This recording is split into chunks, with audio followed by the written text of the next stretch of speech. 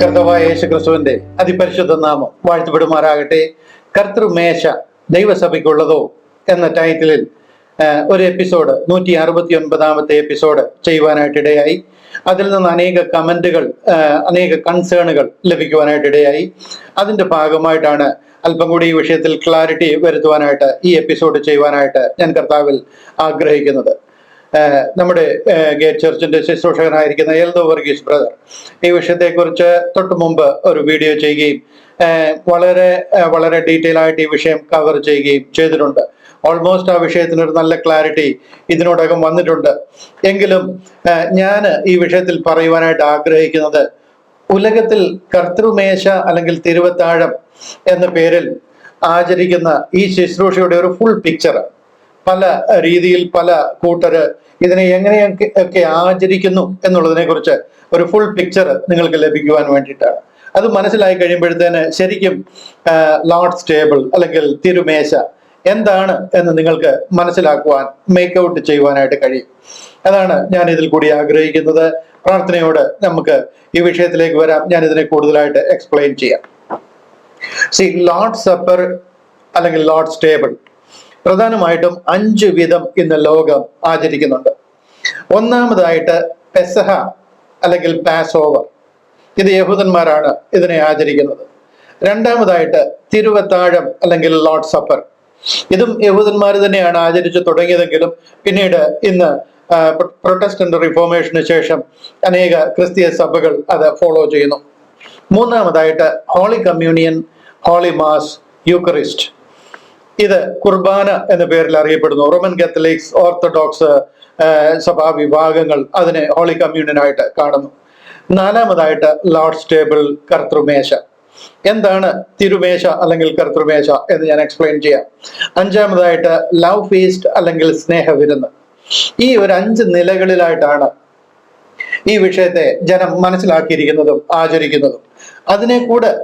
അതേക്കുറിച്ച് കൂടെ നിങ്ങൾക്കൊരു ബിഗ് പിക്ചർ ലഭിച്ചു കഴിയുമ്പോഴത്തേന് കൂടുതൽ ഈ കാര്യങ്ങളെ ഉൾക്കൊള്ളുവാൻ കഴിയും എന്ന് ഞാൻ കർത്താവിൽ ആശിക്കുന്നു. അധികം എക്സ്പ്ലെയിൻ ചെയ്ത് കഴിഞ്ഞാൽ ഈ വീഡിയോ 1 മണിക്കൂറിന് മേലെ പോകും. അതുകൊണ്ട് ഞാൻ അതിനെ വളരെ ചുരുക്കമായിട്ട് പറഞ്ഞു പോവുകയാണ്, കാര്യങ്ങൾ മാത്രം മനസ്സിലാക്കുവാനായിട്ട് ഉത്സാഹിക്കുക. ഒന്നാമത്തേത് പെസഹ അല്ലെങ്കിൽ പാസ് ഓവർ. ഇത് യഹൂദിയ പെരുന്നാൾ. യഹൂദന്മാർക്ക് ദൈവം 7 പെരുന്നാളുകൾ കൽപ്പിച്ചു കൊടുത്തിട്ടുണ്ടെന്ന് നിങ്ങൾക്കറിയാം. പെസഹ പെരുന്നാൾ, പുളിപ്പില്ലാത്ത അപ്പത്തിന്റെ പെരുന്നാൾ, ആദ്യഫലക്കറ്റയുടെ പെരുന്നാൾ, ഇത് 3 കൂടെ ഒന്നിച്ച് ആചരിക്കും. അതിനുശേഷം 50 ദിവസം കഴിയുമ്പോൾ പെന്തക്കോസ്ത് പെരുന്നാൾ, അതിനുശേഷം ഏകദേശം 4 മാസത്തിന് ശേഷം കാഹള പെരുന്നാൾ, മഹാപാപ പരിഹാര പെരുന്നാൾ, കൂടാര പെരുന്നാൾ, അത് 3 കൂടെ ഒന്നിച്ച് ആചരിക്കും. ഇങ്ങനെ 3 തവണയായിട്ടാണ് ഇവർക്ക് കൊടുത്തിരിക്കുന്ന ഈ പെരുന്നാളുകളൊക്കെ ആചരിക്കുന്നത്. അതിലെ പ്രഥമമായതും ഒന്നാമത്തെ പെരുന്നാളുമാണ് പെസഹ പെരുന്നാൾ അല്ലെങ്കിൽ പാസ് ഓവർ പെരുന്നാൾ എന്ന് പറയുന്നത്. ഇതിന്റെ പർപ്പസ് എന്തായിരുന്നു എന്ന് ചോദിച്ചു കഴിഞ്ഞാൽ, മിസ്രൈമിലെ സംഹാര ദൂതനിൽ നിന്നും ഒരു കുഞ്ഞാടിന്റെ രക്തം അവരുടെ കട്ടളപ്പടിമേലും കുറുമ്പടിമേലും തളിച്ച് ആ സംഹാര ദൂതനിൽ നിന്നും ദൈവം അവരെ രക്ഷിച്ച വിധം അവർ ഓർക്കുവാൻ വേണ്ടിയിട്ട് ദൈവം അവർക്ക് കൽപ്പിച്ചു കൊടുത്തിരിക്കുന്ന ഒരു പെരുന്നാളാണ് പെസഹ പെരുന്നാൾ. ലേവ്യ പുസ്തകം 23-ാം അധ്യായം നിങ്ങൾ പഠിച്ചു കഴിഞ്ഞാൽ 7 പെരുന്നാളുകൾ അവിടെ കൊടുത്തിരിക്കുന്നതും അതിനെ എങ്ങനെ ആചരിക്കണമെന്നും ഒക്കെ പറഞ്ഞിട്ടുണ്ട്. എന്നാൽ സ്പെസിഫിക്കലി പുറപ്പാട് പുസ്തകം 12-ാം അധ്യായം പഠിച്ചാൽ ഈ പെസഹ പെരുന്നാൾ എങ്ങനെ ആചരിക്കണം, ഏത് ആടിനെ എടുക്കണം, ആട്ടിൻകുട്ടി എങ്ങനെയുള്ളതായിരിക്കണം, എത്ര പേരതിനെ കഴിക്കണം, ഏത് സമയത്ത് അതിനെ അറക്കണം, അതിന്റെ രക്തം കൊണ്ട് എന്ത് ചെയ്യണം, അതിന്റെ മാംസം കൊണ്ട് എന്ത് ചെയ്യണം, ഇതെല്ലാം പറഞ്ഞിട്ടുണ്ട്. നീസാൻ മാസം 14-ാം തീയതി, അതായത് നമ്മുടെ ഏകദേശം മാർച്ച് ഏപ്രിൽ മാസങ്ങളിൽ അത് വരും. അവർ അന്നും ഇന്നും ആ പെരുന്നാൾ ആചരിക്കുന്നു. അതിനെ പെസഹ എന്ന് പറയും അല്ലെങ്കിൽ പാസ് ഓവർ. അതായത് സംഹാര ദൂതൻ വന്നു കഴിയുമ്പോഴത്തേന് അവരുടെ കട്ടളപ്പടിമേലും കുറുമ്പടിമേലും, ഗോശേൻ ദേശത്താണ് അവർ താമസിക്കുന്നത്, അവരുടെ വീടിന്റെ കട്ടളപ്പടിമേലും കുറുമ്പടിമേലും ഈ കുഞ്ഞാടിന്റെ രക്തം തളിച്ചിട്ടുണ്ടെന്നുണ്ടെങ്കിൽ സംഹാര ദൂതൻ ആ ഭവനത്തെ വിട്ടിട്ട് അടുത്ത ഭവനത്തിലേക്ക് പോകും. Pass over to next house. ഇതിനെയാണ് പാസ് ഓവർ പെരുന്നാൾ അല്ലെങ്കിൽ പെസഹ പെരുന്നാൾ എന്ന് അവർ കൊണ്ടാടുന്നത്. അവിടെ ദൈവം അവരെ സംഹാര ദൂതനിൽ നിന്ന് വിടുവിക്കുകയാണ്. ഒരു കുഞ്ഞാട് അവർക്ക് വേണ്ടി അറുക്കപ്പെടുകയാണ്. അതിന്റെ ഓർമ്മയ്ക്ക് വേണ്ടി തലമുറയായിട്ട് അവരുടെ കുഞ്ഞുങ്ങൾക്കും അവരുടെ സന്തതികൾക്കും അവർ കൈമാറി ആ കാര്യം അവർക്ക് മനസ്സിലാക്കി കൊടുക്കുവാനായിട്ട് മുടക്കം വരാതെ അവർ ആചരിക്കുവാൻ ദൈവം കൽപ്പിച്ചു കൊടുത്തിരിക്കുന്ന ഇറ്റ്സ് മൈ അപ്പോയിന്റഡ് ഫീസ്റ്റ്സ് എന്നാ പറയുന്നത്. അതിനകത്തിൽ ഓപ്ഷണൽ അല്ല, ദേ മസ്റ്റ് സെലിബ്രേറ്റ് ദാറ്റ്. അതിനെ ആ ഫെസ്റ്റിവൽ അവർ ആചരിക്കാനായിട്ട് ദൈവം കൽപ്പിച്ചു കൊടുത്തിരിക്കുന്നത്. ആ ഫെസ്റ്റിവലാണ് യഹൂദന്മാർ ആചരിക്കുന്ന പെസഹ പെരുന്നാൾ. ആക്ച്വലി ഇത് കർത്താവായ യേശു ക്രിസ്തു എന്ന കുഞ്ഞാട് കാൽവറിയിൽ യാഗമാകാൻ പോകുന്നതും സംഹാര ദൂതനിൽ നിന്നും അവരെ വിടുവിക്കുന്നതും എന്നേക്കുമായിട്ട് അവർക്കൊരു വീണ്ടെടുപ്പ് ദൈവം ചെയ്യുവാൻ പോകുന്നതിന്റെ നിഴലായിട്ട് അവർ അടിമ ദേശത്തായിരുന്നിടത്ത് നിന്ന് അവരെ കട്ടളപ്പടിമേലും കുറുമ്പടിമേലും ആ കുഞ്ഞാടിന്റെ രക്തം, ആ കട്ടളയും കുറുമ്പടി എന്ന് പറയുന്നത് ശരിക്കും ഒരു ക്രൂശാണ് തീരുന്നത്. ആ കട്ടളപ്പടിമേലും കുറുമ്പടിമേലും എന്ന് പറയുന്നത് ഒരു ക്രൂശിന്റെ സൈന്. അവിടുന്ന് അതിന്റെ രക്തം മേലെയും അതിന്റെ താഴെ അതിന്റെ ആ ഡോർ പോസ്റ്റ് താഴത്തെ പോസ്റ്റിൽ ഒരു കുഴിയുണ്ട്, അതിൽ വന്ന് ആ രക്തം കിടക്കും. ശരിക്കും പറഞ്ഞു കഴിഞ്ഞാൽ ഒരു ക്രൂശിന്റെ രീതിയിലാണ് ആ കട്ടളപ്പടിമേലും കുറുമ്പടിമേലും ആ രക്തം തളിക്കുന്നത്. അതിന്റെ ഓർമ്മയ്ക്കായിട്ട് അവർക്ക് ചെയ്യുവാൻ കൽപ്പിച്ചു കൊടുത്തിരുന്ന ഒരു പെരുന്നാൾ. അത് അവർ അന്നും ആചരിക്കുന്നു, ഇന്നും ആചരിക്കുന്നു. ഈ വർഷവും അവരത് ആചരിച്ചു. എല്ലാ വർഷവും അവർ തുടർമാനമായിട്ട് ആചരിക്കുന്നതാണ്. ഞാൻ അതുകൊണ്ട് അത് അവിടെ വിടുന്നു. നമുക്ക് എല്ലാവർക്കും ഏറെക്കുറെ അറിയാം. അത് യഹൂദൻ മാത്രം ആചരിക്കുന്നതും അവരുടെ വീണ്ടെടുപ്പും അവരുടെ വിടുതലും ഒക്കെ കാണിക്കുവാൻ വേണ്ടിയിട്ട് ഉള്ള ഒരു ഫെസ്റ്റിവലാണ്, ഉള്ള ഒരു പെരുന്നാളാണ്. അതാണ് അവരുടെ പെസഹ അല്ലെങ്കിൽ പാസ് ഓവർ എന്ന് പറയുന്നത്. രണ്ടാമത്തേത് തിരുവത്താഴം, ലോർഡ് സപ്പർ. ഇത് കർത്താവായ യേശു ക്രിസ്തു 12 ശിഷ്യന്മാരോട് ചേർന്ന് സഹിയോൻ മാളികയിൽ വെച്ച് നടത്തിയ അന്ത്യത്താഴം എന്ന് വേണമെങ്കിൽ നമുക്ക് പറയാം. ലോർഡ് സപ്പർ, തിരുവത്താഴം എന്ന് പറയുന്നത് ഇതൊരു യഹൂദി ആചാരമാണ്. കാര്യം കർത്താവ് യഹൂദന്മാരുടെ ഇടയിലേക്കാണ് വന്നത്. എന്നാൽ ഇസ്രായേൽ ഗ്രഹത്തിലെ കാണാതെ പോയ ആടുകളുടെ അരികിലേക്കല്ലാതെ അയച്ചിട്ടില്ല. കർത്താവ് യെരുശലേമിലെയും യഹൂദിയിലും അവരുടെ ഇടയിലാണ് ശുശ്രൂഷിക്കുന്നത്. കർത്താവിനെ വിശ്വസിച്ച ഒരു ലിറ്റിൽ ഫ്ലോക്സ്, ചെറിയ കൂട്ടം, അവരുടെ മധ്യത്തിലാണ് കർത്താവ് ഈ ഒരു കൽപ്പന അവർക്ക് കൊടുക്കുന്നത്. എന്നാൽ പ്രൊട്ടസ്റ്റന്റ് റീഫോർമേഷന് ശേഷം ജനം ഈ ഒരു വിശ്വാസത്തിലേക്ക് വരികയും brethren Pentecost church of Christ, Baptist, Anabaptist, ഈ ഒരു കൂട്ടരൊക്കെ ഈ ഒരു ആരാധന അല്ലെന്നുണ്ടെങ്കിൽ ഈ ഒരു ലോർഡ് സപ്പർ എന്ന ഈ ഒരു ശുശ്രൂഷ പിൻപറ്റുകയും ചെയ്തുകൊണ്ടിരിക്കുന്നു. ഇത് കർത്താവ് 12 ശിഷ്യന്മാരോട് ചേർന്ന് വിരിച്ചൊരുക്കിയ മാളിക മുറിയിൽ നിവർത്തിച്ച ഒരു അന്ത്യത്താഴത്തിന്റെ ഓർമ്മയാണ്. നിഴലായിട്ട് അവർ ആചരിച്ചു വന്നിരുന്ന പാസ് ഓവർ അല്ലെങ്കിൽ പെസഹായുടെ പൊരുളായ കാര്യങ്ങൾ ഇവിടെ നിറവേറുകയാണ്. ഇതിനു വേണ്ടിയിട്ടാണ് ആക്ച്വലി അവർക്ക് ഈ പെസഹ കൊടുത്തിരുന്നത്. എന്നാൽ ഒരു വാസ്റ്റ് മജോറിറ്റി ഓഫ് ജ്യൂസ്, യഹൂദന്മാർക്ക് അത് മനസ്സിലായില്ല. കർത്താവിനെ മശിഹയായിട്ട് അവർ അംഗീകരിച്ചില്ല. അതുകൊണ്ട് തന്നെ ലിറ്റിൽ ഫ്ലോക്സ്, അവരിൽ നിന്ന് ഒരു ചെറിയ കൂട്ടം മാത്രം ഈ കാര്യം മനസ്സിലാക്കുകയും അവര് കർത്താവിനെ വാഗ്ദത്ത മശിഹയായിട്ട് അംഗീകരിക്കുകയും കർത്താവിൽ കൂടി നിറവേറുന്ന ആ പുതിയ നിയമം, അല്ലെന്നുണ്ടെങ്കിൽ ആ കാൽവറി ക്രൂശിലെ രക്തത്തിൽ കൂടി സ്ഥാപിതമാകുന്ന ആ നിയമത്തിൽ കൂടെ രക്ഷിക്കപ്പെടുന്നവര് എന്നുള്ള നിലയിൽ അവരതിനെ ഉൾക്കൊള്ളുകയും അവരത് പിൻപറ്റുകയും ചെയ്തു പോരുന്നു. നിഴലായി ആചരിച്ചു പോരുന്ന പെസഹായുടെ പൊരുൾ, ഇവിടെ ഒരു കുഞ്ഞാട് അറുക്കപ്പെടാൻ പോകുന്നു. ആക്ച്വൽ കുഞ്ഞാട് അറുക്കപ്പെട്ടു. യെശയ്യാ പ്രവചനം 53-ലും സങ്കീർത്തനം 22-ലും യോഹന്നാന്റെ സുവിശേഷം 1:29-ലും ഒക്കെ പറയുന്ന ആ കുഞ്ഞാട്, ഇതാ ലോകത്തിന്റെ പാപത്തെ ചുമക്കുന്ന ദൈവത്തിന്റെ കുഞ്ഞാട് എന്ന് പറയുന്ന ആ കുഞ്ഞാട് ഇവിടെ അറുക്കപ്പെടുകയാണ്. ആ കുഞ്ഞാടിന്റെ രക്തത്തിന്റെ ബേസിസിൽ ഒരു പുതിയ നിയമം സ്ഥാപിതമാവുകയാണ്. ആ പുതിയ നിയമത്തിന്റെ മേൽ കർത്താവ് തന്റെ രക്തം തളിച്ചതിനെ കോൺസിക്രിയേറ്റ് ചെയ്യുക, അതിനെ വിശുദ്ധീകരിച്ചിട്ട് അത് പ്രാബല്യത്തിലേക്ക് വരിക. അങ്ങനെ അവൻ പാനപാത്രവും എടുത്തു. നമുക്കറിയാം ഈ പെസഹ, ഈ അന്ത്യത്താഴം കർത്താവ് അവരോട് ചേർന്ന് കഴിക്കുമ്പോൾ ലൂക്കോസിന്റെ സുവിശേഷം 22-ാം അധ്യായത്തിലൊക്കെ നമുക്ക് കാണാം, ഈ പാനപാത്രം നിങ്ങൾക്ക് വേണ്ടി ചൊരിയുന്ന എന്റെ രക്തത്തിൽ പുതിയ നിയമമാകുന്നു. ആ പുതിയ നിയമത്തിന്റെ മേൽ കർത്താവിന്റെ രക്തം തളിച്ച് അത് പ്രാബല്യത്തിൽ വരികയും അത് വിശുദ്ധീകരിക്കുകയുമാണ്. നമുക്കറിയാം പഴയ നിയമം കൊടുക്കുന്നതും മോശയ്ക്ക് പഴയ നിയമം ദൈവം കൊടുക്കുമ്പോൾ പുറപ്പാട് പുസ്തകം 19-20 അധ്യായങ്ങളിലാണ്. എന്നാൽ 24-ാം അധ്യായത്തിൽ മോശ ഒരു കുഞ്ഞാടിനെ അറുത്ത് അതിന്റെ രക്തമെടുത്ത് ഈ പുസ്തകത്തിന്മേലും ജനത്തിന് മേലും തളിച്ചു കഴിയുമ്പോൾ മുതലാണ് ആ നിയമം പ്രാബല്യത്തിലാവുന്നത്, അത് കോൺസിക്രിയേറ്റഡ് ആവുന്നത്. എന്നതുപോലെ കർത്താവ് ഇവർക്കൊരു പുതിയ നിയമം കൊടുത്തു. ഗിരിപ്രഭാഷണത്തിൽ കൂടി, ഗ്രേറ്റ് കമ്മീഷനിൽ കൂടി കർത്താവ് ഒരു വലിയ ആലോചനയും പുതിയ നിയമവും രക്തത്തിൽ അധിഷ്ഠിതമായ, കാൽവറി ക്രൂശിൽ അധിഷ്ഠിതമായ ഒരു നിയമം അവർക്ക് കൊടുക്കുന്നുവെങ്കിലും അത് പ്രാബല്യത്തിൽ വരുവാനായിട്ട് ഈ പാനപാത്രം എടുത്ത് കർത്താവ് ഇതെന്റെ രക്തത്തിന് പുതിയ നിയമമാകുന്നു, ഇത് കുടിക്കുമ്പോഴൊക്കെയും എന്റെ ഓർമ്മയ്ക്കായി ചെയ്യുവീൻ എന്ന് പറഞ്ഞ് ദൈവം അവരെ ഏൽപ്പിക്കുകയാണ്. ഇതാണ് ലോർഡ് സപ്പർ എന്ന് പറയുന്നത്. ആ പദ്ധതി യഹൂദൻ ലിറ്റിൽ ഫ്ലോക്സ് ഫോളോ ചെയ്തിരുന്നു. എന്നാൽ യഹൂദൻ as a whole, Israel as a whole അത് അംഗീകരിച്ചില്ല. കാര്യം അവര് യേശു ക്രിസ്തുവിനെ മശിയായിട്ട് അംഗീകരിച്ചില്ല. അതുകൊണ്ട് തന്നെ ഒരു വാസ്റ്റ് മജോറിറ്റി 90% യഹൂദന്മാർ അത് അംഗീകരിച്ചിരുന്നില്ല. 10% ചെറിയ കൂട്ടമേ നിങ്ങൾ ഭയപ്പെടേണ്ട, ദൈവരാജ്യം നിങ്ങൾക്ക് നൽകുവാൻ പിതാവ് പ്രസാദിച്ചിരിക്കുന്നു. ലൂക്കോസ് 12:32 ആ വാക്യത്തിൽ പറയുന്നത് പോലെ തന്നെ ആ ചെറിയ കൂട്ടം അത് ഫോളോ ചെയ്തു പോന്നിരുന്നു. എന്നാൽ ആ പദ്ധതി യഹൂദൻ ദൈവത്തെ, പിതാവായ ദൈവം അയച്ച പ്രവാചകന്മാരെയും യോഹന്നാൻ സ്നാപകനെയും കൊന്നുകളഞ്ഞു. സ്വന്തം മകനെ ഭയപ്പെടും എന്ന് കരുതി പുത്രനെ അയച്ചു, അവർ കൊന്നു ക്രൂശിൽ തറച്ചു കളഞ്ഞു. പരിശുദ്ധാത്മാവിനെ അയച്ചു, പരിശുദ്ധാത്മാവിനെതിരെ അവർ ദൂഷണം പറയുകയും പ്രവർത്തിക്കുകയും ചെയ്തു കഴിഞ്ഞപ്പോൾ ദൈവം അവരുടെ പദ്ധതി അവിടെ നിർത്തി, അവരെ വിട്ടുകളഞ്ഞു. യഹൂദന്റെ വീഴ്ച എന്ന് പറയുന്നതാണ്. അന്നു മുതൽ അവർ ഉലകം മുഴുവൻ ചിതറിപ്പോകുവാനും ചിന്ന ഭിന്നമായിട്ട് കുട്ടിച്ചോറായി പോകുവാൻ, ആ ദേശം തീക്കിരയായി തീരുവാൻ ഇടയായി. ദൈവത്തിന്റെ മഹത്വം യെരുശലേമിൽ നിന്ന് ഇറങ്ങിപ്പോയി. ഒലിവ് മലയിൽ നിന്നും അത് എഹെസ്കേൽ പ്രവചനത്തിൽ കാണുന്ന പോലെ തന്നെ ദൈവത്തിന്റെ മഹത്വം യെരുശലേം വിട്ടുപോയി. അത് കുപ്പക്കുന്നായി പോകുവാനും അത് അന്യജാതികൾ ചവിട്ടി മെതിക്കുവാനും ഇടയായി തീർന്നു. എന്നാൽ ദൈവം അവരെ തിരിച്ചു കൂട്ടി വരുത്തിയിട്ടുണ്ട്. ദൈവിക പദ്ധതികൾ, അവരുടെ പിതാക്കന്മാരോട് കൊടുത്ത വാഗ്ദത്തം ദൈവം നിവർത്തിക്കും. അത് അവരുമായിട്ടുള്ള ദൈവിക പദ്ധതിയാണ്. എന്നാൽ അവരത് വിശ്വസിക്കാഞ്ഞത് കാരണം ചെറിയ ഗ്രൂപ്പ് മാത്രം അത് വിശ്വസിക്കുകയും അതിൻ പ്രകാരം അവര് ഈ തിരുവത്താഴം അല്ലെന്നുണ്ടെങ്കിൽ ലോർഡ് സപ്പർ അവര് അനുഷ്ഠിക്കുകയും ചെയ്തു പോന്നിരുന്നു. ആദ്യ നൂറ്റാണ്ടിന്റെ അവസാനത്തോടു കൂടി ആ കിങ്ഡം ഗോസ്പൽ ഡിമിനിഷ്ഡ് ആയി പോയി, ഓൾമോസ്റ്റ് ഇല്ലാതെയായി പോകുവാനായിട്ടിടയായി. ആദ്യ നൂറ്റാണ്ടിൽ ആരംഭിച്ച ആ ഒരു പദ്ധതി ദൈവം അവരെ കൈവിട്ടുവെങ്കിലും ഒരു ഹാർഡ് സ്റ്റോപ്പ് വരികയായിരുന്നില്ല. എന്നാൽ ദൈവം ആ പദ്ധതി കൈവിട്ടെങ്കിലും ആ പദ്ധതി വീണ്ടും പ്രചരിക്കുവാനായിട്ടിടയായി. എസ്പെഷ്യലി ദൈവം കൈവിട്ട പദ്ധതി ആയതുകൊണ്ട് സാത്താൻ അതിനെ കൂടുതൽ പ്രോത്സാഹിപ്പിക്കുകയും അതിനെ കൂടുതൽ ലീഗലൈസ് ചെയ്ത് ജനങ്ങളിലെത്തിക്കുകയും ഒത്തിരി പേർ അത് ഫോളോ ചെയ്യുകയും ചെയ്യാനായിട്ടിടയായി.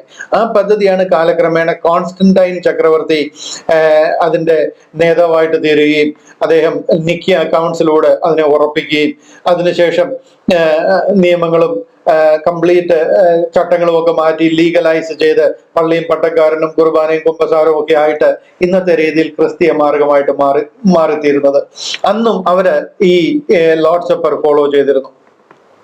എന്നാൽ റീഫോർമേഷന് ശേഷം 1500-കൾക്ക് ശേഷം പിന്നീട് വന്ന ബാപ്റ്റിസ്റ്റ് ചർച്ചുകളും ബ്രദറൻ ചർച്ചുകളും പെന്തക്കോസ്റ്റ് ചർച്ച് ഓഫ് ക്രൈസ്റ്റ് ഇതുപോലുള്ള റിഫോംഡ് ചർച്ചുകളൊക്കെ അത് വീണ്ടും ആചരിക്കുവാൻ പുനരാരംഭിക്കുകയും ചെയ്തതായിട്ട് നമുക്ക് കാണുവാനായിട്ട് കഴിയും.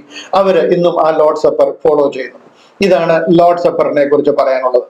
എന്നാൽ അടുത്തു വരുന്നത് കേട്ട് കഴിയുമ്പോൾ നിങ്ങൾക്ക് കൂടുതൽ ഈ കാര്യങ്ങളിലുള്ള ഒരു പൂർണ്ണ അണ്ടർസ്റ്റാൻഡിങ് ലഭിക്കുവാനായിട്ട് ഇടയാവും. മൂന്നാമത്തേതാണ് holy communion, holy mass. Eucharist എന്ന് പറയുന്ന കത്തോലിക്ക ഓർത്തഡോക്സ് വിശ്വാസികൾ പിൻപറ്റുന്ന ഹോളി മാസ് അല്ലെന്നുണ്ടെങ്കിൽ കുർബാന.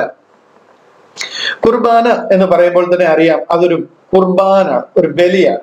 അവരതിനെ ഒരു ബലിയായിട്ട്, തിരുബലിയായിട്ട്, ഒരു കൗദാശികമായ ബലി എന്ന രീതിയിൽ അതിനെ കാണുന്നു. സക്രമന്റ് അല്ലെങ്കിൽ ഒരു കൂദാശ ആയിട്ട് അതിനെ കാണുന്നു. അങ്ങനെ ആ നിലയിൽ അവരതിനെ ആചരിക്കുന്നു. ഇവർക്കൊരു നല്ല സ്റ്റോറി ഇതിന്റെ പുറകിലുണ്ട്, ഒരു നല്ല കഥ ഈ വിഷയത്തിന്റെ പുറകിൽ അവർ ചെയ്തിട്ടുണ്ട്. ഇവർ പറയുന്നത് തിരുവത്താഴം ഒരു ബലിയാണ് എന്നാണ്. ഒരു ബലി, അത് ക്രൂശിൽ നിറവേറിയ ബലിയുടെ വേറൊരു രൂപമാണ് എന്നവര് ജനത്തെ മനസ്സിലാക്കിയിരിക്കുന്നു. അങ്ങനെ അവർ വിശ്വസിക്കുന്നു. I will explain. ഞാൻ ഒരല്പം കൂടെ ആ ഒരു വിഷയം ഓപ്പൺ ആക്കാം. അതായത് യഹൂദന് ഈ അവരുടെ സമയം ആരംഭിക്കുന്നത് വൈകിട്ട് 6 മണിക്ക്. വൈകിട്ട് 6 മണി മുതൽ നേരം വെളുത്ത 6 മണി, പിറ്റേ ദിവസം വൈകിട്ട് 6 മണിയാകുമ്പോഴാണ് അവരുടെ ഒരു 24 hours ക്ലോക്ക് കംപ്ലീറ്റ് ആകുന്നത്.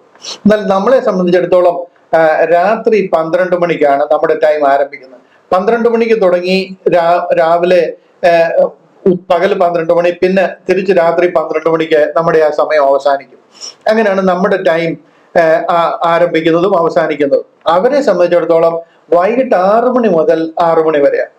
ആദിയിൽ ദൈവം ആകാശവും ഭൂമിയും ഉണ്ടാക്കി എന്ന് പറയുമ്പോൾ അത് പറഞ്ഞു വരുമ്പോൾ സന്ധ്യയായി ഉഷസ്സുമായി 2-ാം ദിവസവുമാണ്. അപ്പൊ സന്ധ്യയായി എന്ന് ആദ്യം പറയുന്നുണ്ട്. അവര് സന്ധ്യ മുതലാണ് തുടങ്ങുന്നത്. സന്ധ്യ മുതൽ രാവിലെ 6 മണി മുതൽ വൈകിട്ട് 6 മണി വരെ ആകുമ്പോഴാണ് അവരുടെ 24 hours ക്ലോക്ക് ആവുന്നത്.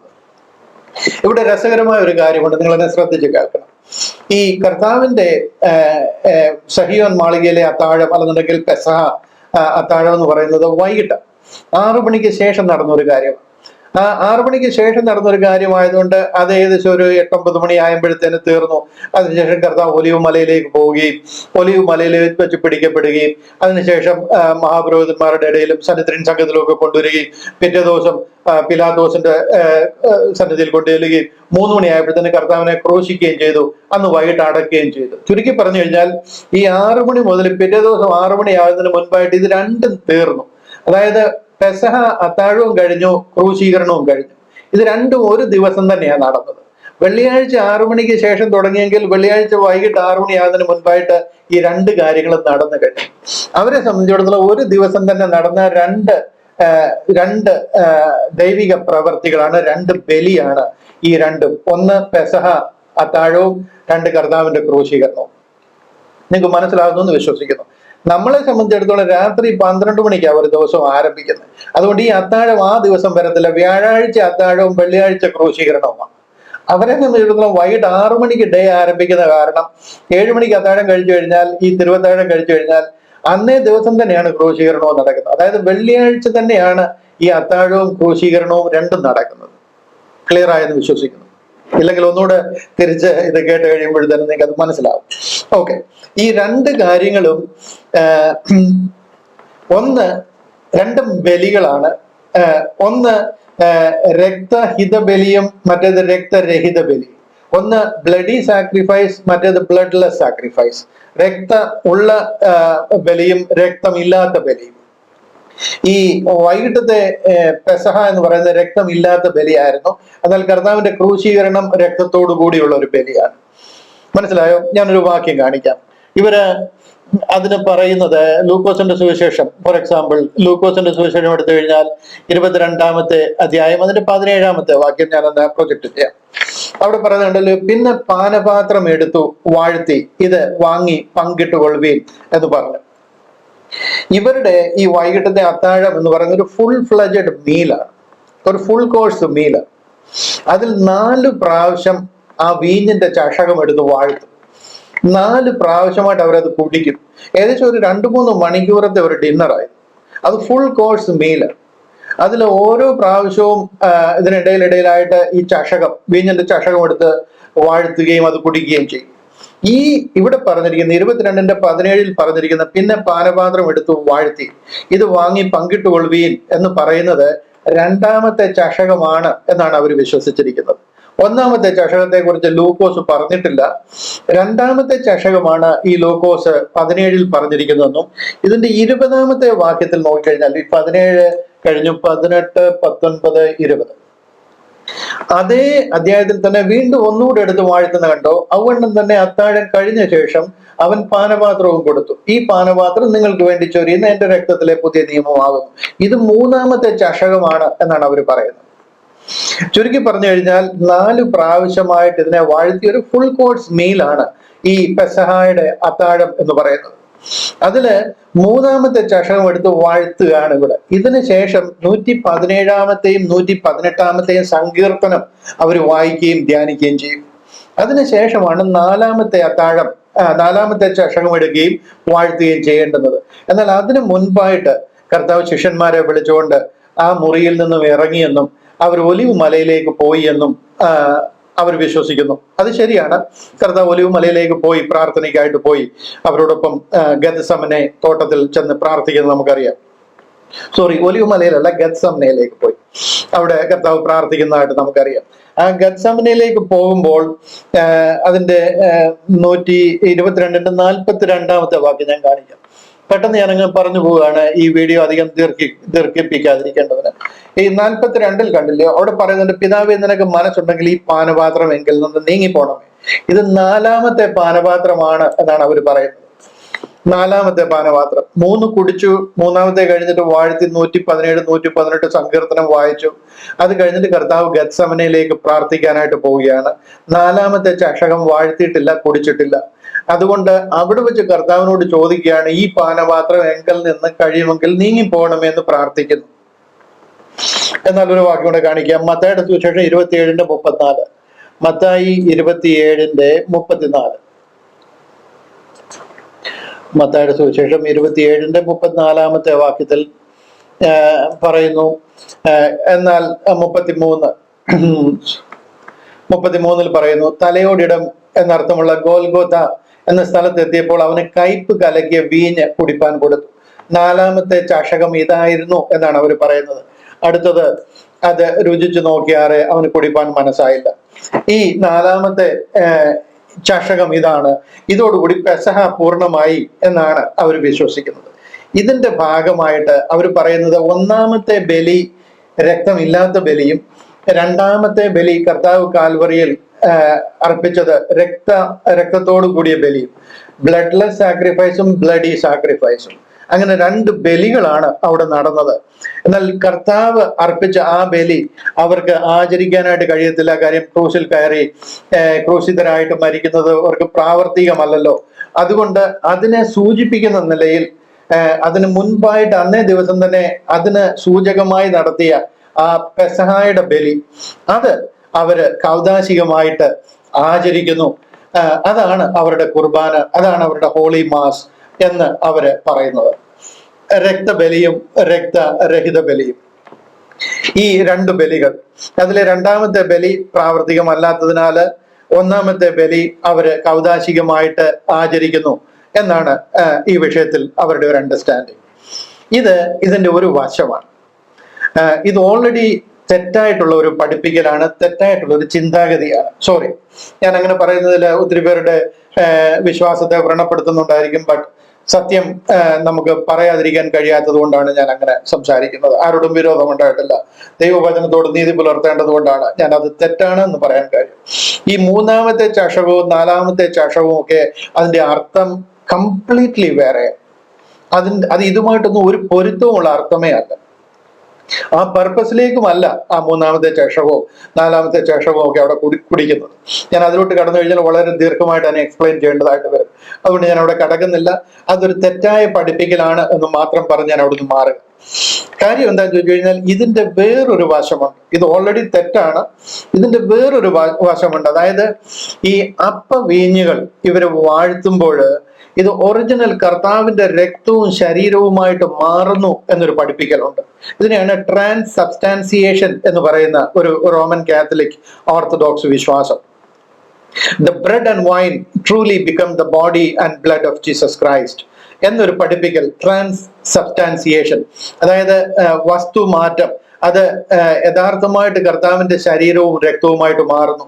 ബോർമയിൽ നിന്ന് വാങ്ങുന്ന ബ്രെഡ് ആണെങ്കിലും ആ വൈൻ ആണെങ്കിലും അത് വാഴ്ത്തി കഴിയുമ്പോഴത്തേന് കർത്താവിന്റെ രക്തവും ശരീരവുമായിട്ട് മാറുന്നു എന്നൊരു അടുത്ത ഒരു പഠിപ്പിക്കൽ ഇവരുടെ ഇടയിലുണ്ട്.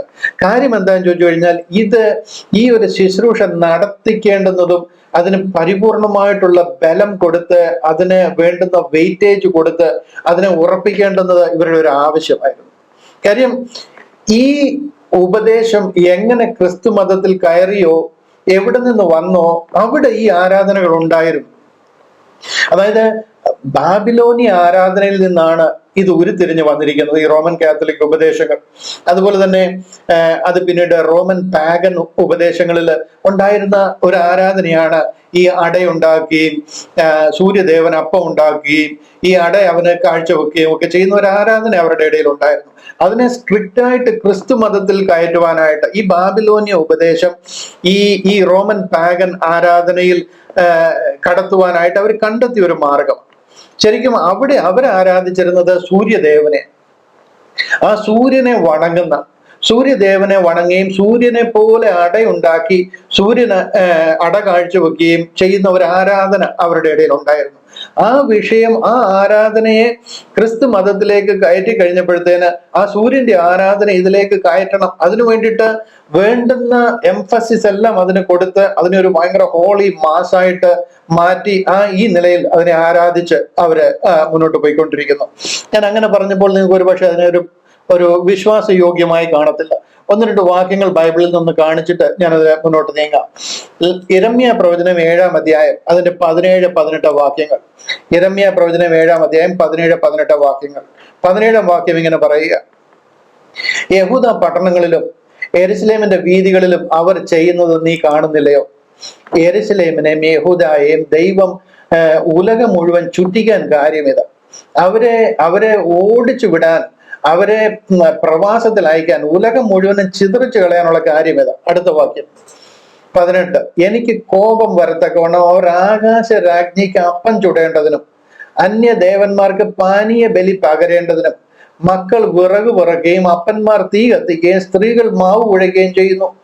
ഇത് ഇവരുടെ ഇടയിലുള്ള ഒരു ആരാധനയാണ്. ഈ ബാബിലോന്യ ആരാധന ഈ ആകാശ രാജ്ഞിയുടെയും ഈ നിമ്രോദിന്റെയും സെമിറാമീസിന്റെയും തമ്മൂസിന്റെയും ഐസിസ്, ഹോറസ്, സേബ് അവരുടെ തൃത്വമാണ്. അവരെ ആരാധിക്കാൻ, അവരുടെ ആകാശ രാജ്ഞിക്ക് അപ്പം ചുടേണ്ടതിന് അന്യദേവന്മാർക്ക് ഈ പാനീയ ബലി പകരുക അവരുടെ ഇടയിലുള്ള ഒരു ആരാധനയായിരുന്നു. അതിനെ ഈ യഹൂദന്മാര്, ഇസ്രായേൽ ജനം അതിനുവേണ്ടി തിരിഞ്ഞു കഴിഞ്ഞപ്പോൾ ദൈവം അവരെ കോപിച്ച് അവരെ നശിപ്പിച്ചു കളയുമെന്ന് അവരോട് പറയുകയും അതിന് പ്രകാരം അവരെ ഓടിക്കുകയും ചെയ്യുക. ഒരു വാക്യം കൂടെ കാണിക്കാം. യിരെമ്യാ പ്രവചനത്തിൽ തന്നെ ഒരു വാക്യം കാണിക്കാം.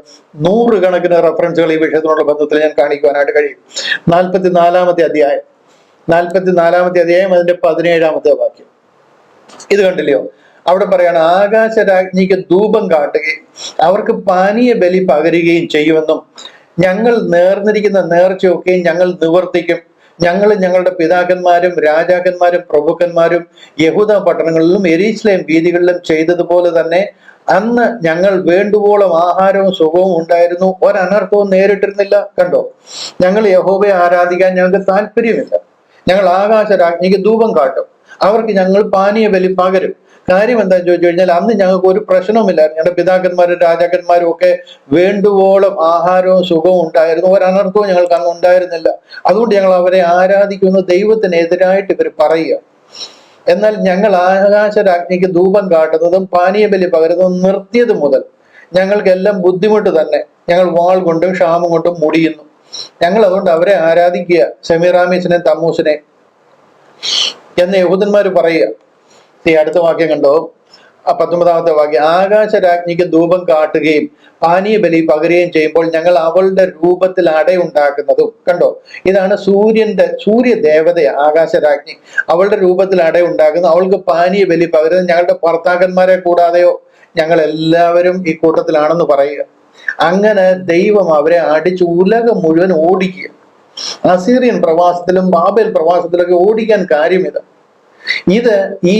ഈ സൂര്യദേവനെ ആരാധിക്കുകയും അവർക്ക് അടയുണ്ടാക്കുകയും അവിടെ പാനീയ ബലി പകരുകയും ചെയ്തുകൊണ്ട് ഈ ആരാധന ഇങ്ങനെ ഒപ്പിയെടുത്ത് ക്രിസ്തീയ മതത്തിലും ക്രിസ്തീയ വിശ്വാസത്തിലും കയറിയിരിക്കുക. ഈ അമ്മയുടെയും കുഞ്ഞിന്റെയും ആരാധന, ഈ സെമിറാമീസിന്റെയും തമ്മൂസിന്റെ ആരാധന ക്രിസ്തീയ മാർഗത്തിൽ കയറിയതുപോലെ തന്നെ ഈ അപ്പം ഉണ്ടാക്കലും ഈ അടവുണ്ടാക്കലും ഈ പാനീയ ബലി പകരുന്നതും ഇതേ ആരാധന തന്നെ ഇവിടെ കയറിയിരിക്കുകയാണ്. ഇതിനെയാണ് നമ്മുടെ പ്രിയ സഹോദരങ്ങൾ യൂക്കറിസ്റ്റ് ആയിട്ട് ഇവർ ആരാധിക്കുന്നത്. ഒന്ന് രണ്ട് പടങ്ങൾ, പിക്ചറൂടെ ഞാൻ ഈ വിഷയത്തിൽ നിന്ന് കാണിക്കുമ്പോൾ നിങ്ങൾക്ക് ഒരു അല്പം കൂടെ ഈ വിഷയം ക്ലിയർ ആകും. ഇവിടെ നിങ്ങൾ കണ്ടോ? ഈ ഒരു അപ്പം കണ്ടോ? സൂര്യൻ വെള്ളി വെളിച്ചത്തിൽ സൂര്യൻ ഉദിച്ചു നിൽക്കുന്ന പോലെ നിൽക്കണം. ഇത് ചതുരത്തിലോ ട്രയാങ്കിളിലോ ഒന്നും പറ്റത്തില്ല. സൂര്യൻ ഉദിച്ചു നിൽക്കുന്ന പോലെ സൂര്യനെ വായിലേക്ക് ഇടുക. ഈ ആകാശരാജ്ഞിക്ക് അട ഉണ്ടാക്കിയത് മാതിരി സൂര്യദേവനെ അതുപോലെ ഉണ്ടാക്കി വിഴുങ്ങുക. ഇതിങ്ങനെ തന്നെ വേണം എന്നുള്ളത് വളരെ നിർബന്ധമാണ്. ഇതാണ് അവരുടെ യൂക്രിസ്റ്റ്. ഒരു പിക്ചറൂടെ കാണിക്കാം. ഇത് കണ്ടില്ലയോ? ഇത് ഇങ്ങനെ ആയിരിക്കണം. ഇതിന് വേറൊന്നും മാറ്റം വരാൻ പറ്റുന്നില്ല. നോക്കി എങ്ങനെ നിൽക്കുന്നത് നോക്കി. സൂര്യൻ ഉദിച്ചു വരുന്നത് പോലെ ഇരിക്കണം. ഈ സംഗതി ക്രിസ്തുമതത്തിൽ കയറ്റിയിരിക്കുന്ന ഒരു രീതിയാണ്. ഇത്ര മാത്രമേ എംഫസിസ് കൊടുത്തിട്ട് ഇത് കണ്ടില്ലയോ? സൂര്യൻ ഉദിച്ചു നിൽക്കുന്നത് ഈ അപ്പവും ഈ വീഞ്ഞുമാണ്. ഇവര് ഇതുകൊണ്ട് ഇതിനെ യാതൊരു വിധത്തിലും ഒഴിവാക്കാൻ പാടില്ല. This must be there. അതിന് വേണ്ടുന്ന ഇമ്പോർട്ടൻസ് കൊടുത്തിട്ട് ഏറ്റവും ഭംഗിയായിട്ട് അവർ അതിനെ എക്സിക്യൂട്ട് ചെയ്തിരിക്കുക. ഇവിടെ കണ്ടില്ലയോ? ഈ അപ്പത്തിനകത്തിൽ JHS എന്ന് എഴുതിയിരിക്കുന്നത് ഇത് അവരുടെ ദേവന. അതായത് ഇതെന്താ പറയുന്നത്? ISIS IHS എന്നാണ്. അതിനെ ചിലയിടത്തൊക്കെ J ആക്കിയിട്ടുണ്ട്, ജീസസ് എന്നാക്കാനായിട്ട്. ഇത് ആക്ച്വലി അവരുടെ തൃത്വമാണ്. ഐസിസ്, ഹോറസ്, സേബ് എന്ന് പറയുന്നത് അവരുടെ നിമ്രോദ്, സെമിറാമിസ്, തമ്മൂസ് അവരുടെ ദേവന്മാരായി, അവരുടെ ദേവി ദേവന്മാരാ. ആ പേര് ഇപ്പോഴും മാറ്റിയിട്ടില്ല. അതുപോലെ തന്നെ ആ അപ്പത്തേലുണ്ട്. പക്ഷെ ഐ എന്നുള്ളിടത്ത് ചിലയിടത്തൊക്കെ ജയ ആക്കിയിട്ടുണ്ട്. ജീസസ് എന്താ ഇതിന് പറയുന്നത്, ഹോമിനം സാൽവേറ്റർ എന്നാക്കി തീർത്തിട്ടുണ്ട്. ബട്ട് ഇത് മുഴുവനും അവിടുന്ന് വന്നിരിക്കുന്ന ആരാധനയാണ്. Sorry, this is the truth. അതിനെ അങ്ങനെ ഭയങ്കര ബലത്തോട്, ഭയങ്കര ഭയഭക്തിയോട് ആചരിക്കാനായിട്ട് കർത്താവുമായിട്ട് കണക്ട് ചെയ്ത് ഇതൊരു ബലിയാക്കി തീർത്ത്, എൻ്റെ പൊന്നു സഹോദര, ഒരു ബലിയുടെയും ആവശ്യവും ഇവിടെ ഇല്ല. ഇവിടെ ഒരേ ഒരു ബലിയേ ഉള്ളൂ. അത് എന്നേക്കുമായിട്ട് ഒരിക്കലായിട്ട് നിവർത്തിച്ചു. എബ്രായ ലേഖനം 9-ാം അധ്യായം 11-12 വാക്യങ്ങൾ, ആട്ടുകൊറ്റന്മാരുടെ കാളക്കിടാങ്ങളുടെ രക്തത്താലല്ല, തന്റെ സ്വന്തം രക്തത്താൽ ഒരിക്കലായി വിശുദ്ധ മന്ദിരത്തിൽ പ്രവേശിച്ചു, എന്നേക്കുമുള്ളൊരു വീണ്ടെടുപ്പ് സാധിപ്പിച്ചു. സ്വന്തം രക്തം കാൽവറിയിലൂടെ ഒഴുകിയ ആ രക്തവുമായിട്ട് മഹാപുരോഹിതനായ കർത്താവ് സ്വന്തം രക്തവുമായിട്ട് ഒരു വിശുദ്ധ മന്ദിരത്തിൽ പിതാവിന്റെ സന്നിധിയിൽ പ്രവേശിച്ച് സകല പാപങ്ങൾക്കും പരിഹാരമായിട്ട് എന്നേക്കുമുള്ളൊരു വീണ്ടെടുപ്പ് സാധിപ്പിച്ചിരിക്കുക. ഇതിനുശേഷം നിങ്ങൾ ബലി ഉണ്ടെന്ന് പറഞ്ഞു കഴിഞ്ഞാൽ കർത്താവിന്റെ ക്രൂശിനെ ആക്ഷേപിക്കുന്നതിന് തുല്യമാണ്. ഈ ബലി രക്തരഹിത ബലിയാണ്, രക്തഹിത ബലിയാണ്, അത് എടുത്തു കൊടുക്കാൻ ഞങ്ങളെ ആക്കിയിരിക്കുന്നു എന്നൊക്കെ പറഞ്ഞ് പുരോഹിതന്മാര് ആ ഒരു ശുശ്രൂഷയൊക്കെ ചെയ്തു പോയിക്കൊണ്ടിരിക്കുക. എനിവേ, ഞാൻ അതിനെ അധികം വിമർശിക്കുമല്ല. നിങ്ങൾക്ക് ആ ഹോളി മാസ് എന്ന് പറഞ്ഞ് ഇവരിത്ര ഭയഭക്തി ബഹുമാനത്തോടെ കൈകാര്യം ചെയ്യുന്ന ആ ശുശ്രൂഷ എന്താണെന്ന് ഒന്ന് മനസ്സിലാക്കി തരാൻ വേണ്ടിയിട്ടാണ്. 4-മത് തിരുമേശ, ലോർഡ്സ് ടേബിൾ. ഇതാണ് ക്രിസ്ത്യാനിക്ക് ദൈവം തന്നിരിക്കുന്ന ഉപദേശം. ഇതൊരു കൂദാശയല്ല, ഇതൊരു ബലിയല്ല, ഇതൊരു ഓർഡിനൻസ് അല്ല, ഇതൊരു നിയമവുമല്ല. ഇത് ഇൻഡിവിജ്വലായിട്ട് ഓർക്കാനോ ഇൻഡിവിജ്വലായിട്ട് അർപ്പിക്കാനോ ഉള്ളതല്ല. സഭയായിട്ട് കൂടി വരുമ്പോൾ, ബോഡി ഓഫ് ക്രൈസ്റ്റ്, ക്രിസ്തുവിന്റെ ശരീരമായിട്ടുള്ള സഭയായിട്ട് എല്ലാവരും ചേർന്ന് വരുമ്പോൾ അവരുടെ ആ ആത്മീക സന്തോഷം ചേർന്ന് പങ്കിടുവാനും ചേർന്ന് കർത്താവിന് നന്ദി കരയേറ്റുവാനും നമ്മെ വീണ്ടെടുത്ത ആ സ്വർഗീയ പദ്ധതി, കർത്താവിന്റെ ആ കാൽവറി ക്രൂസിലൂടെ ഒഴുകിയ രക്തത്താൽ നമ്മെ വിലയ്ക്ക് വാങ്ങിയിരിക്കുക. എഫേസ്യ ലേഖനം 1-ാം അധ്യായം 7-ാം വാക്യം മാത്രം ഞാനൊന്ന് വായിക്കാം. എഫേസ്യ ലേഖനം 1-ാം അധ്യായം അതിന്റെ 7-ാമത്തെ വാക്യം. അവിടെ പറയുകയാണ്, അവനിൽ നമുക്ക് അവന്റെ രക്തത്താൽ അതിക്രമങ്ങളുടെ മോചനം എന്ന വീണ്ടെടുപ്പുണ്ട്. ഇത് കണ്ടില്ലേ, അവനിൽ നമുക്ക് അവന്റെ രക്തത്താൽ അതിക്രമങ്ങളുടെ മോചനം എന്ന വീണ്ടെടുപ്പുണ്ട്. അവന്റെ രക്തത്താൽ നമ്മെ പാപത്തിൽ നിന്ന് മോചനം തന്ന് നമ്മളെ വീണ്ടെടുത്തിരിക്കുക. In whom we have redemption through his blood, the forgiveness of sins according to the riches of his grace. ഇതിൽ കൂടിയാണ് അവന്റെ രക്തത്താൽ നമുക്ക് അവന്റെ രക്തത്താൽ ആ വിടുതൽ ലഭിച്ചിരിക്കുക. ഇതിൽ കൂടിയാണ് നമ്മളെ വീണ്ടെടുത്തിരിക്കുന്നത്. അത് കാൽവറിയിൽ ഒരിക്കലായിട്ട് നിവൃത്തിയായിരിക്കുക. 2-ാം അധ്യായം അതിന്റെ 13-ാം വാക്യം കൂടെ കണ്ടേ. അവിടെ പറയണം, മുമ്പേ ദൂരസ്ഥരായിരുന്ന നിങ്ങൾക്ക് ഇതിനോട് അടുക്കാൻ യോഗ്യത ഉണ്ടായിരുന്നവരല്ല, ഇപ്പോൾ ക്രിസ്തുവേശുവിൽ ക്രിസ്തുവിന്റെ രക്തത്താൽ സമീപസ്ഥരായി തീർന്നിരിക്കുന്നു. ആ കാൽവറി യാഗത്താൽ നിങ്ങളെ കർത്താവിനോട് അടുപ്പിച്ചിരിക്കുക. ഇത് നമ്മുടെ അല്ലെങ്കിൽ ക്രിസ്ത്യാനിയുടെ രക്ഷാ പദ്ധതി. ഇവിടെ ഇനി ഒരു ബലിയുണ്ട്. ഇവിടെ രക്തഹിത ബലിയുണ്ട്, രക്തരഹിത ബലിയുണ്ട്.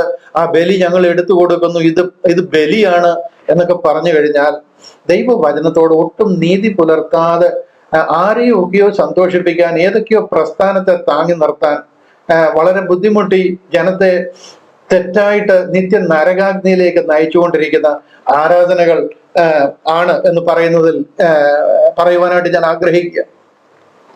ഇവിടെ ലോർഡ്സ് ടേബിൾ തന്നിരിക്കുന്നത് ഒരു കൂദാശയുമല്ല, ഒരു അത് ചെയ്തതുകൊണ്ട് എന്തെങ്കിലും പ്രത്യേകിച്ച് ഗുണമുണ്ടാകുകയോ ദോഷമുണ്ടാകുകയോ ഓർഡിനൻസ് ആയിട്ട് ആചരിക്കാനോ ഒന്നും തന്നിരിക്കുന്നതല്ല. സഭ കൂടി വരുമ്പോൾ ബോഡി ഓഫ് ക്രൈസ്റ്റിലെ ഓരോ മെമ്പേഴ്സും ചേർന്ന് ദൈവത്തെ സ്തുതിക്കുവാനും ചേർന്ന് കർത്താവിന് നന്ദി പറയുവാനും ദൈവം കൽപ്പിച്ചു തന്നിരിക്കുന്ന ഒരു ശുശ്രൂഷയാണ്. പൗലോസ് അപ്പോസ്തലനിലൂടെ സഭയ്ക്ക് ഏൽപ്പിച്ചിരിക്കുന്ന ഒരു ശുശ്രൂഷയാണ്. ഞാൻ കർത്താവിൽ നിന്ന് പ്രാപിക്കുകയും നിങ്ങൾ കേൾപ്പിക്കുകയും ചെയ്തതെന്നാൽ എന്ന് പറഞ്ഞിട്ട്, ഞാൻ കർത്താവിൽ നിന്ന് പ്രാപിച്ചതാണ്, അത് ഞാൻ ദൈവസഭയ്ക്ക് ഏൽപ്പിച്ചു തന്നിരിക്കുന്നതാണ് എന്ന് പറഞ്ഞ് ദൈവസഭയ്ക്ക് കൊടുത്തിരിക്കുന്ന ഒരു ഉപദേശം. അത് രക്ഷ നേടാനോ രക്ഷയെ പുതുക്കാനോ ഒന്നുമല്ല, ജസ്റ്റ് നന്ദി കരയറ്റുക. ഒരാള് നന്ദി കരാറ്റാൻ വേണ്ടിയിട്ടല്ല, സഭയായിട്ട് കൂടി വരുമ്പോൾ ആത്മീക ഐക്യതയോട്. പൗലോസ് അപ്പോസ്തലന്റെ എല്ലാ ലേഖനത്തിന്റെ ഒരു കാതലായ വിഷയം ആത്മീക ഐക്യത സഭയിൽ. ആ ഐക്യതയ്ക്ക് വേണ്ടിയിട്ട് എല്ലാവരും ചേർന്ന് കർത്താവിനെ സ്തുതിക്കുവാൻ ദൈവം കൽപ്പിച്ചാക്കിയിരിക്കുന്ന ഒരു ശുശ്രൂഷയാണ്. ഈ തിരുവത്താഴത്തിന്റെ ശുശ്രൂഷ അല്ലെങ്കിൽ തിരുമേശയുടെ ശുശ്രൂഷ. ആർക്കെങ്കിലും അത് ആവശ്യമില്ല, അത് അധികപ്പറ്റാണ് എന്ന് തോന്നുന്നെങ്കിൽ നിങ്ങൾ ദൈവമായിട്ട് തീർത്തുകൊള്ളാൻ ഞാൻ വിട്ടുതരിക. ചിലരൊക്കെ അതിന്റെ ആവശ്യമില്ല എന്ന് പറയുന്നത് കേട്ടു. അങ്ങനെയാണെന്നുണ്ടെങ്കിൽ നിങ്ങൾ ഡയറക്റ്റ് ആ വിഷയം ദൈവവുമായിട്ട് തീർത്തുകൊള്ളാൻ. എത്ര വ്യക്തമായിട്ട് ബൈബിളിൽ പൗലോസ് അപ്പോസ്തലനോട് എഴുതി, ഞാൻ കർത്താവിൽ നിന്ന് പ്രാപിക്കുകയും നിങ്ങൾക്ക് ഏൽപ്പിക്കുകയും ചെയ്തത് എന്തെന്നാൽ എന്ന് പറഞ്ഞ് ഏൽപ്പിച്ചിരിക്കുന്ന ഒരു ശുശ്രൂഷയുടെ ആവശ്യമില്ല എന്ന് പറയുന്നത് എന്തിന്റെ ബേസിസിലാണ് എന്നെനിക്ക് വ്യക്തമായിട്ടില്ല. ഒരു കാര്യം നമ്മളിവിടെ മനസ്സിലാക്കണം. ഈ ക്രൂശ് എന്നും സാത്താന് ഒരു തലവേദനയാണ്. അവൻ ഒരിക്കലും അറിഞ്ഞിരുന്നില്ല ഈ ക്രൂശിലൂടെ ഒരു വലിയ രക്ഷാമാർഗം തുറക്കുകയാണ് എന്ന് വിശ്വസിക്കുന്ന നാം ആ ക്രൂശിലൂടെ കർത്താവിന്റെ രാജ്യത്തിന് അവകാശികളായി തീരുക, അതിലെ വിശ്വാസത്താൽ നാം രക്ഷിക്കപ്പെടുകയാണ് എന്നുള്ളൊരു വസ്തുത സാത്താൻ ഒരിക്കലും അറിഞ്ഞിരുന്നില്ല. അറിഞ്ഞിരുന്നു എങ്കിൽ അവൻ തേജസ്സിന്റെ കർത്താവിനെ ക്രൂശിക്കാൻ അനുവദിക്കത്തില്ലായിരുന്നു എന്ന് കൊരിന്ത്യർ ലേഖനം 2-ാം അധ്യായം 7-8 വാക്യങ്ങളിൽ പറയുക. അങ്ങനെ ആ ക്രൂശിന് എതിരായിരുന്ന സാത്താൻ ആ ക്രൂശീകരണത്തിന് ശേഷം, അതിനു മുൻപ് അവൻ അറിഞ്ഞിരുന്നില്ല. അറിഞ്ഞിരുന്നുവെങ്കിൽ അവർ തേജസ്സിന്റെ കർത്താവിനെ ക്രൂശിക്കയില്ലായിരുന്നു എന്നാണ് വചനം പറയുന്നത്. ആ ക്രൂശീകരണം നടന്നുപോയി. ഉലകത്തിലുള്ള സകല മാനവരാശിയുടെയും രക്ഷ അതിൽ കൂടെ നടക്കുകയാണ്. അതുകൊണ്ട് അത് ലോകം അറിയരുത് എന്നവൻ ആഗ്രഹിക്കുന്നു. സാത്താൻ ആഗ്രഹിക്കുന്നു ഈ ക്രൂശ് ഒരു മനുഷ്യനും അറിയരുത്. അതുകൊണ്ട് ക്രൂശിന് തത്തുല്യമായ വേറെന്തെങ്കിലുമൊക്കെ കൊടുത്ത് അവരുടെ ശ്രദ്ധയും അറ്റൻഷനും അതിൽ നിന്ന് മാറ്റിയിരിക്കുകയാണ്. ഇനി ആരെങ്കിലും അറിഞ്ഞാൽ അവരത് ഓർക്കാതിരിക്കാൻ, അതിനെ ഓർക്കുകയോ സ്മരിക്കുകയോ നന്ദിയോ കരയറ്റാതിരിക്കാൻ അവൻ അതിൽ ശ്രമിച്ചുകൊണ്ടിരിക്കും. ഓർത്തവര് നന്ദി കരയറ്റാതിരിക്കാൻ അവൻ വളരെ അധ്വാനിച്ചുകൊണ്ടിരിക്കുക. അതുകൊണ്ട് തന്നെ ഈ ഒരു ദൈവിക ഉപദേശം നമുക്ക് തന്നത് വേണ്ട എന്ന് പഠിപ്പിക്കുവാൻ വളരെ ബന്ധപ്പെട്ട് പലരെയും അതിൽ കൂടി സാത്താൻ ഇൻഫ്ലുവൻസ് ചെയ്യുന്നു എന്ന് വേണം ഇതിൽ നിന്ന് മനസ്സിലാക്കുവാൻ. ആരോടും വിരോധമുണ്ടായിട്ടല്ല. You can follow what you like. പക്ഷെന്നുണ്ടെങ്കിൽ കർത്താവിന്റെ ക്രൂശിന് എതിരായിട്ടാണ് നിങ്ങൾ തിരിയുന്നത്, ദൈവം കൽപ്പിച്ചു തന്നിരിക്കുന്ന ദൈവിക ശുശ്രൂഷയ്ക്ക് എതിരായിട്ടാണ് തിരിയുന്നത് എന്ന് മറക്കാതിരിക്കുക. ഞാൻ അതിനെക്കുറിച്ചൊരു വീഡിയോ ചെയ്തതുകൊണ്ട് അധികം അവിടെ നിൽക്കുന്നില്ല. എൽദോ ബ്രദർ അതിന്റെ ബാക്കി എക്സ്പ്ലനേഷൻ കൊടുത്തിട്ടുണ്ട്. അതുകൊണ്ട് കൂടുതൽ അവിടെ നിൽക്കുന്നില്ല. അടുത്ത കാര്യം കൂടെ പറഞ്ഞ് ഈ വീഡിയോ അവസാനിപ്പിക്കാനായിട്ട് കർത്താവിൽ ശരണപ്പെടുക. Love feast, സ്നേഹവിരുന്ന്. ചിലർ വിശ്വസിക്കുന്നത് ഇതൊരു സ്നേഹവിരുന്നാണ്, ഇതൊരു എന്താ പറയുന്നത്, ഒരു ലവ് ഫീസ്റ്റ് ആണ്. അവിടെ സ്നേഹവിരുന്നുണ്ടായിരുന്നു. അതുകൊണ്ട് ഇതിനെ ശരിക്കും പറഞ്ഞു കഴിഞ്ഞാൽ ഇങ്ങനൊരു തിരുവത്താഴമൊന്നുമില്ല, ഒരു തിരുമേശയൊന്നുമില്ല. അവിടെ നടന്ന ഒരു ലവ് ഫീസ്റ്റ് ആണ്. എല്ലാവരും കൂടെ കൂടുന്ന ആഹാരം കഴിക്കുന്നു, പിരിയുന്നു, അതാണ് എന്ന് ചിലർ വിശ്വസിച്ച് ആ രീതിയിൽ അവര് അതിനെ കാണുന്നു. ഇതാണ് 5-ാമത്തെ രീതി. ആദ്യ കാലഘട്ടങ്ങളിൽ ലവ് ഫീസ്റ്റ് ഉണ്ടായിരുന്നു എന്നുള്ളത് ശരിയാണ്. കാര്യം അവര് സഭ കൂടി വന്നിരുന്നത് ഭവനങ്ങളിലാണ്. അവിടെ പള്ളിയോ പട്ടക്കാരനോ കർദിനാളോ ബസ്ലിക്കായോ ഇതുപോലുള്ള കൂട്ടായ്മയോ കുമ്പസാരമോ കുർബാനയോ ഒന്നും ഇല്ലായിരുന്നു. അങ്ങനെ ഒരു മന്ദിരം അവിടെ ഇല്ല. അന്ന് ജനം കൂടി വന്നിരുന്നത് ഭവനങ്ങളിലാണ്. ഓരോരുത്തരുടെയും ഭവനങ്ങളിൽ കൂടി വരുമ്പോൾ പലരും ഫുഡ് കൊണ്ടുവരും, പലരും ഫുഡ് അവർക്ക് വേണ്ടി ഒരുക്കും, ഹോട്ടലൊക്കെ മാതിരി പലരും പലതും ചെയ്തുകൊണ്ട് വരും. അവർ ഒന്നിച്ച് അവർ ആഹാരം കഴിച്ചിരുന്നു, അവർ സ്നേഹവിരുന്ന് ആചരിച്ചിരുന്നു എന്നുള്ളത് ശരിയാണ്. പക്ഷെ അതിന്റെ അർത്ഥം സ്നേഹവിരുന്നാണ് എല്ലാമെന്നല്ല.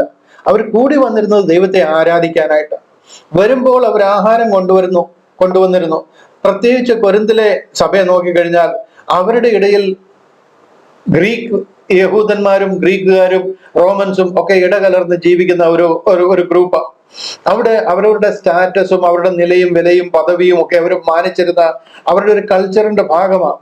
അതുകൊണ്ട് ഒരു ഹൈ സ്റ്റാൻഡേർഡിലുള്ളവര്, ഒരു ലോ ക്ലാസ്, ഒരു മിഡിൽ ക്ലാസ്, അങ്ങനെ ആ ഒരു ക്ലാസ് വ്യത്യാസമൊക്കെ അവരുടെ ഇടയിൽ ഉണ്ടായിരുന്നു. ഗ്രൂപ്പിസം, അതിനെ പോൾ ശാസിക്കുന്നതായിട്ടും നമുക്ക് കാണാം. അവരവരുടെ ഫുഡ് കൊണ്ടുവന്നിരുന്നു. ആരാധനയ്ക്ക് മുൻപായിട്ട് അവരവരുടെ ഫുഡ് കഴിച്ചിരുന്നു. ഫുഡിന്റെ ഭാഗമായിട്ട് അവർ വീഞ്ഞും കുടിച്ചിരുന്നു. അവർ കുടിച്ച് മത്തനാകുന്ന രീതിയിൽ കുടിക്കുന്നവരും ഉണ്ടായിരുന്നു. കാര്യം തിരുവത്താഴം എങ്ങനെ ആചരിക്കണമെന്ന് അവർക്ക് അറിയത്തില്ലായിരുന്നു. അതുകൊണ്ട് അവർ എഴുതി ചോദിക്കുന്നതിന് മറുപടിയായിട്ടാണ് പോൾ അതിന് എക്സ്പ്ലനേഷൻ കൊടുക്കുന്നത്. ആദ്യം അവർ ലവ് ഫീസ്റ്റ് കഴിച്ചിരുന്നു എന്നുള്ളത് ശരിയാ. എന്നാൽ അതിനുശേഷം പാട്ടും പ്രാർത്ഥനയും ദൈവവചന ധ്യാനവും ദൈവവചനം പഠിപ്പിക്കലും അതിന്റെ ഭാഗമായിട്ട് അപ്പം നുറുക്കലും ഈ തിരുവത്താഴവും തിരുമേശയും ഒക്കെ അതിന്റെ ഭാഗമായിട്ട് അവർ ആരാധിച്ചിരുന്നു, ആചരിച്ചിരുന്നു. അതിനു വേണ്ടിയിട്ട് കർത്താവ് അവർക്ക് കൊടുത്തിരുന്നതാ. എന്നാൽ അത് ഓർഡർലി അല്ലാതെ ആഹാരം കഴിച്ച് വയറ് നിറഞ്ഞ് പലരും പല ഗ്രൂപ്പായിട്ട് തിരിഞ്ഞ് ചിലർ കൊണ്ടുവന്നിരുന്ന വീഞ്ഞൊക്കെ കുടിച്ച് അവര് മത്തരായിട്ടിരിക്കുന്നു. അവര് പിന്നെ വചനം കേൾക്കാനിരിക്കുന്നു, തിരുവത്താഴത്തിലേക്ക് കരനീട്ടാൻ തുടങ്ങുന്നു. ഇങ്ങനെയൊക്കെ വന്നു കഴിഞ്ഞപ്പോഴാണ് പോൾ അതിനെ കാര്യമായിട്ട് അവർക്ക് പറഞ്ഞു മനസ്സിലാക്കി കൊടുക്കാൻ അടുക്കടുക്കായിട്ട് ഈ വിഷയത്തെ അവരോട് പറഞ്ഞു കൊടുക്കുന്നത്. അവിടെയാ പറയുന്നത്, ഞാൻ കർത്താവിൽ നിന്ന് പ്രാപിക്കുകയും നിങ്ങൾ കേൾപ്പിക്കുകയും ചെയ്തെന്നാൽ, കർത്താവായ യേശുവിനെ കാണിച്ചു കൊടുത്ത രാത്രിയിൽ അവൻ അപ്പമെടുത്തു, സ്തോത്രം ചൊല്ലി നുറുക്കി, ഇത് നിങ്ങൾക്ക് വേണ്ടിയുള്ള എന്റെ ശരീരം, എന്റെ ഓർമ്മയ്ക്കായി ഇത് ചെയ്യുവീനെന്ന് പറഞ്ഞു. അതുകൊണ്ട് തന്നെ അവൻ അത്താഴം കഴിഞ്ഞ ശേഷം പാനപാത്രവും എടുത്തു. ഈ പാനപാത്രം നിങ്ങൾക്ക് വേണ്ടി ചൊരിയുന്ന എന്റെ രക്തത്തിന് പുതിയ നിയമമാകുന്നു, ഇത് കുടിക്കുമ്പോഴൊക്കെയും എന്റെ ഓർമ്മയ്ക്കായി ചെയ്യുവീൻ എന്ന് പറഞ്ഞു. ഇത്രയും കാര്യം കർത്താവ് 12 ശിഷ്യന്മാരോട് പറഞ്ഞ കാര്യമാണ്. ഇനിയും പൗലോസ് അപ്പോസ്തലൻ ഈ കൊരിന്തിലെ സഭ എന്ത് ചെയ്യണമെന്ന് പറയുന്ന കാര്യമാണ് അടുത്ത 26-ാമത്തെ വാക്യത്തിൽ പറയുന്നത്. അങ്ങനെ നിങ്ങൾ ഈ അപ്പം തിന്നുകയും പാനപാത്രം കുടിക്കുകയും ചെയ്യുമ്പോഴൊക്കെയും കർത്താവ് വരുവോളം അവന്റെ മരണത്തെ പ്രസ്താവിക്കുന്നു. അതുകൊണ്ട് അയോഗ്യമായിട്ട് അപ്പം തിന്നുകയോ പാനപാത്രത്തിൽ നിന്ന് കുടിക്കുകയോ ചെയ്യുന്നവനൊക്കെയും കർത്താവിന്റെ രക്തവും ശരീരവും സംബന്ധിച്ച് കുറ്റക്കാരാകും. മനുഷ്യൻ തന്നെത്താൻ ശോധന ചെയ്തിട്ട് വേണം ഈ അപ്പത്തിൽ നിന്ന് ഭക്ഷിക്കുകയും ഈ പാനപാത്രത്തിൽ നിന്ന് കുടിക്കുകയും ചെയ്യുവാൻ. ഇത് ഇൻസ്ട്രക്ഷൻ ആയിട്ട് പോൾ അവരോട് പറഞ്ഞു കൊടുക്കുന്നത്. ഹല്ലേലൂയ. അവിടെ ലവ് ഫീസ്റ്റ് ഉണ്ടായിരുന്നു എന്നുള്ളത് ശരിയാണ്. അവിടെ പൗലോസ് അപ്പോസ്തലനും ഭക്ഷണം കഴിക്കൽ ഓരോരുത്തരും താൻ്റെ അത്താഴം മുമ്പേ കഴിക്കുന്നു എന്നൊരു വാക്ക് കണ്ടപ്പോഴത്തേന് അവർ ലവ് ഫീസ്റ്റ് മാത്രമാണ് ആചരിച്ചിരുന്നത് എന്നങ്ങ് വരുത്തി തീർത്തിരിക്കുക. അതിനുശേഷം എത്രയോ കാര്യങ്ങൾ പറഞ്ഞിരിക്കുകയും ഞാൻ കർത്താവിങ്കിൽ നിന്ന് പ്രാപിക്കുകയും നിങ്ങൾ കേൾപ്പിക്കുകയും ചെയ്തത് എന്തെന്നാൽ പുട്ടും കടലയുമാ അത്. നിങ്ങൾ ഓരോരുത്തരും അതുകൊണ്ട് അയോഗ്യമായിട്ട് അപ്പം തിന്നുകയോ പാനപാത്രം നിന്ന് കുടിക്കുകയോ ചെയ്യുന്നവരൊക്കെയും കർത്താവിന്റെ രക്തവും ശരീരവും സംബന്ധിച്ച് കുറ്റക്കാരാകും. പുട്ടും കടലയുമാ പറയുന്നത്.